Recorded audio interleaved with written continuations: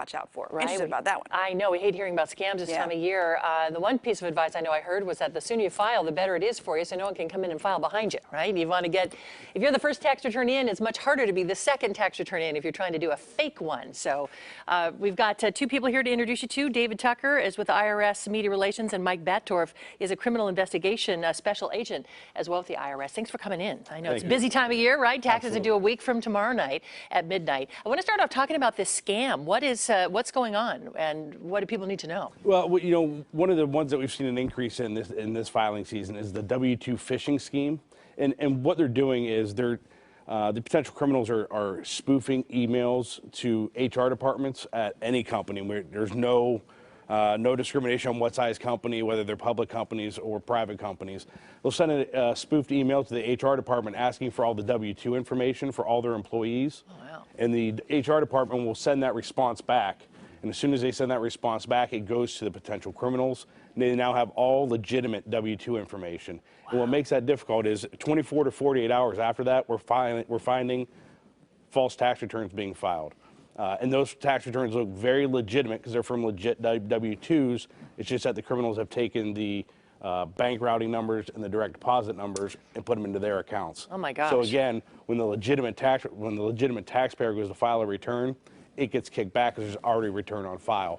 Not a place you want to be at this time of year. Right. And in fact, I was mentioning that at the beginning. We chatted with the California Franchise Tax Board about exactly that. That people put it off and they put it off, but they say, don't do that. It's better to get it in and get it done, right? Mine's already in, back done, money in the bank, because that way no one can come along and file a return. Then it gets kicked back to them. Absolutely. It's a great time when you get that email back and you file electronically that says your return has been accepted. Yes, that's a good feeling. And hopefully your refund is coming. And hopefully there's a refund that's coming with yes. it, right? Exactly. But make sure you've got those correct routing numbers on your return. Well, that brings us to some of the common tax mistakes that people make. You want to be sure to file electronically. Is that the best thing? Well, one of the things I'd kind of reinforce with people is that this year, the April 18th, which is a Tuesday, is going to be the filing deadline. And so people we encourage filing electronically for a number of reasons. Those electronic software, what it does is it asks you all the different questions and prompts that allow you to identify tax deductions or credits that you may be eligible for that you're not aware of. It also does all your math computations, so you don't have to worry about doing math.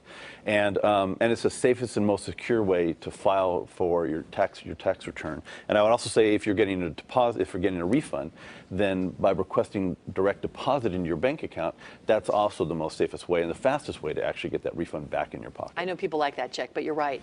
Yep. Fast, like a week or less than 2 weeks, I think. Make sure your address is correct when you're mailing your return in. Make sure if you're mailing it in, that's correct. Make sure you mail it to the correct address. Also, make sure that the routing numbers are correct if you're asking for direct deposit, because whatever you identify, that's where it's going to go.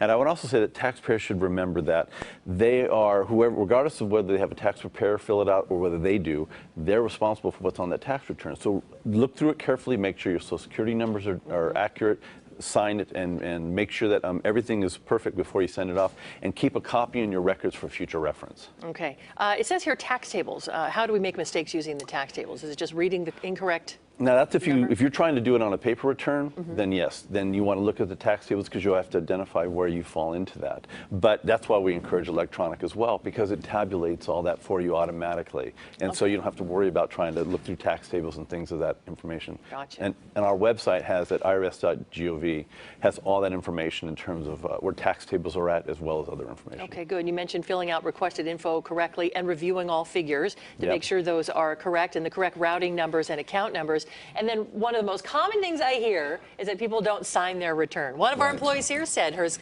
came back because she forgot to sign it after all that work. You bypassed that signature line. That's right, especially for mailed in. If you're mailing in a paper return, make sure you sign it. If you're married, make sure that your spouse also signs it as well. And like I said, make sure those security numbers match up to the name. And make sure all of your forms are on there, everything you need, your W-2s, schedules, your everything. everything, all That's of your correct. things. And then make a copy.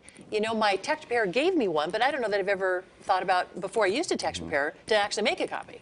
You should always keep it on hand for your records, because if you ever have to go back and discuss that with the IRS or just for future reference, it's always good to have those copies on hand. And protect that information like you would your money, because it has key information, personal information on there that you don't want to get out beyond you. Okay, and just a super quick note on extensions. I know Yes. that an extension to file your paperwork is not the same thing as getting an extension to pay. Your taxes are still due by midnight on the 18th, right? That's correct. And so what you should do is do an estimate of what you should owe, and then make that payment.